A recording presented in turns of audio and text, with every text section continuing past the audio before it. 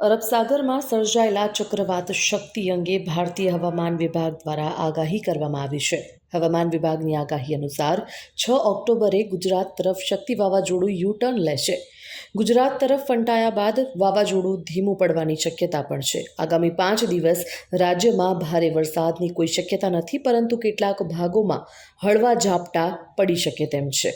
8 ઓક્ટોબરે દ્વારકા, જામનગર, પોરબંદર, સુરત, નવસારી અને વલસાડમાં મધ્યમથી ભારે વરસાદની શક્યતા રહેલી છે. અમદાવાદમાં છૂટાછવાયા સ્થળે હળવા વરસાદની આગાહી કરાઈ છે. હવામાન વિભાગના વૈજ્ઞાનિક અભિમન્યુ ચૌહાણના જણાવ્યા મુજબ શક્તિ વાવાઝોડાની ગુજરાત પર નહિવત અસર જોવા મળશે. જોકે માછીમારોને આગામી 5 દિવસ દરિયો ન ખેડવાની સૂચના અપાઈ છે. વાવાઝોડું 6 ઓક્ટોબરે ગુજરાત તરફ યુ-ટર્ન લેશે. જોકે ગુજરાતવાસીઓને ડરવાની જરૂર નથી, કારણ કે વાવાઝોડાની અસર ગુજરાત ઉપર ખૂબ જ ઓછી હશે. ગુજરાત બાદ દરિયાકાંઠે 40 થી 55 કિલોમીટરની ઝડપે પવન ફૂંકાશે.